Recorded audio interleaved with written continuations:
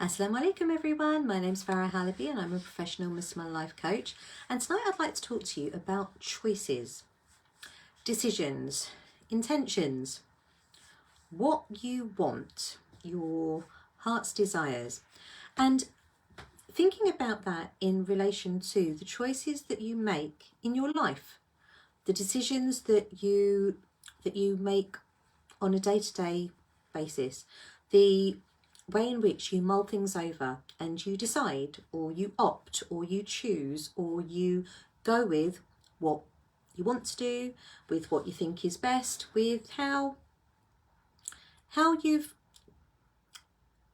concluded or deduced that your day is going to go.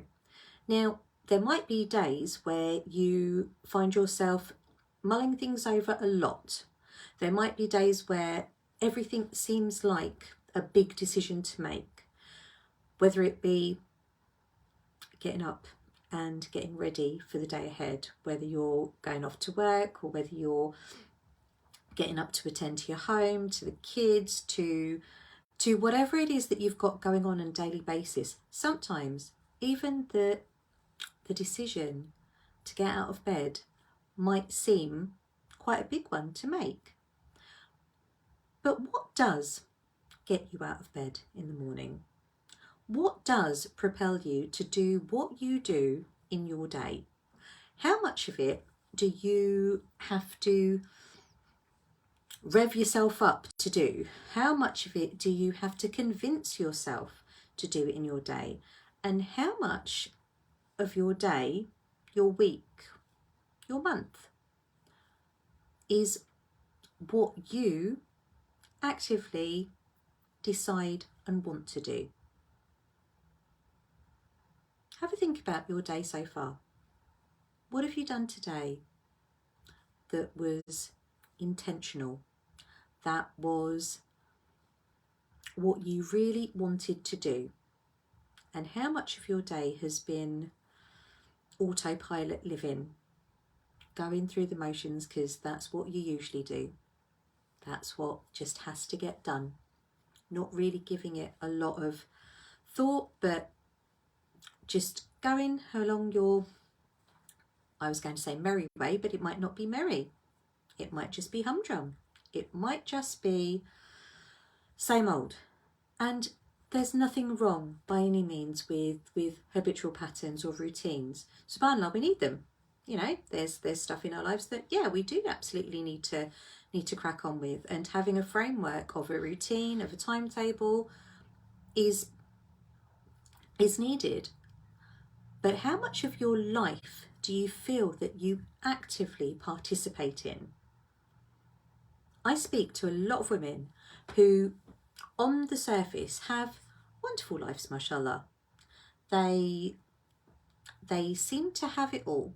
From the outside world, they've got it going on. They've got a lovely home, they're doing well in their fields, they're doing well in their family life, they've got a nice life, whatever nice means for you. But from the outside, everything seems to be ticking along nicely. It seems like they've got it made. But on the inside, it's like they're on autopilot. They're like, it's very robotic. It's almost like, you maybe not so much now, but when I was a little girl, little wind-up toys that you just wind up and they'd go off, and they'd crash into everything, but they just keep chugging along because they were wound up and let go, and that's it, they just went. For a lot of the women that I speak to, their lives, some parts of their lives seem as if it just happens. It just rolls out. They don't really have an active part in it. And sometimes it feels like they are desensitized almost, that that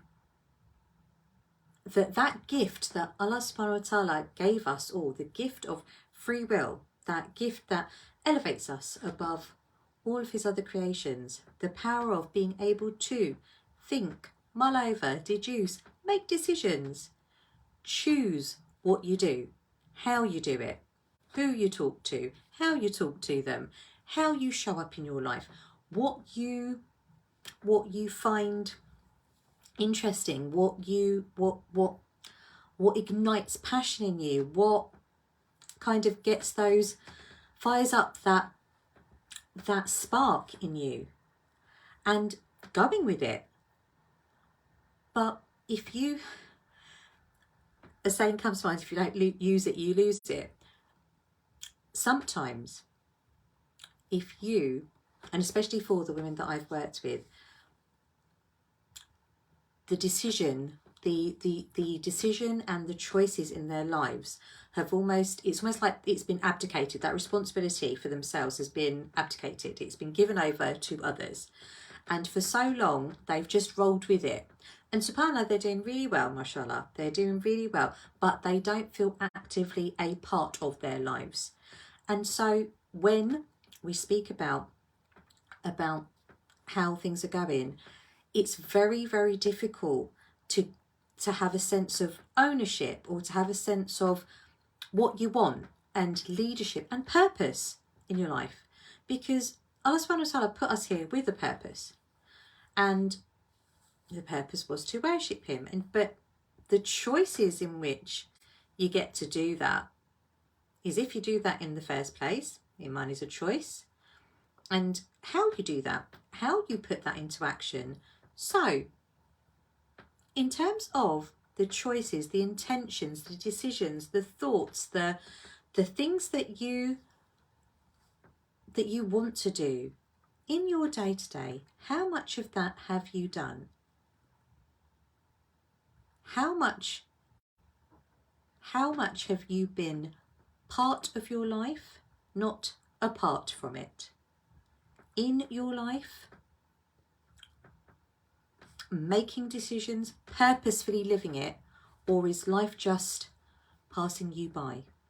And with 50 or so days now coming up to Ramadan, subhanAllah, the auspicious month, for some of you, it might feel like, oh, it's come in, I haven't quite prepared, it's going to be here before I know it.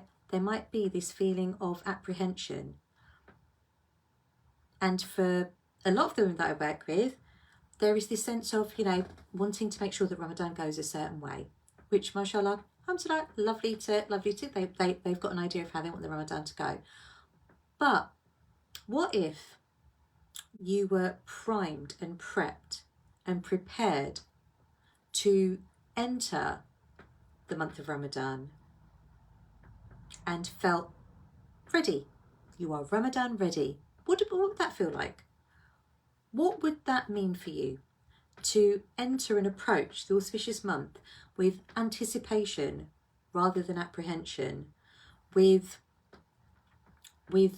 how you want to feel, who you want to be, how you want your Ramadan to go, and having in place steps that you can take now, every single day between now and the beginning of Ramadan, to ease you in and to path the way for an amazing Ramadan, whatever that looks like to you, to experience that and to leave the beautiful month of Ramadan like you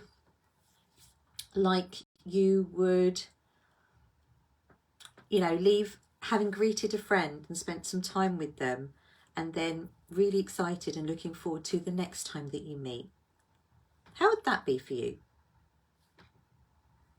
If that sounds like something that you'd like to feel, then I shall be running a Ready for Ramadan class in the next week.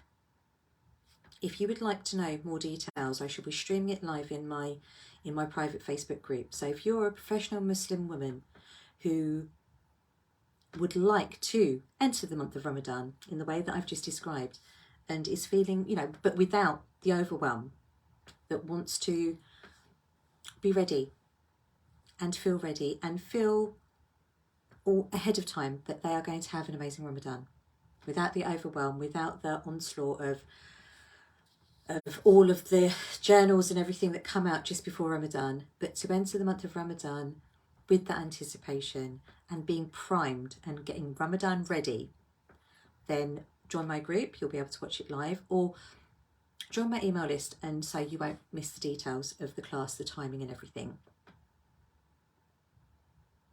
What would it mean for you to be Ramadan ready? I'd love to know. If you don't feel that you can pop that in the comments, then please private message me. But as always, I pray that you are safe, well, happy and healthy, and inshallah I shall see you very, very soon for another little convo. But for now, take care. Assalamu alaikum.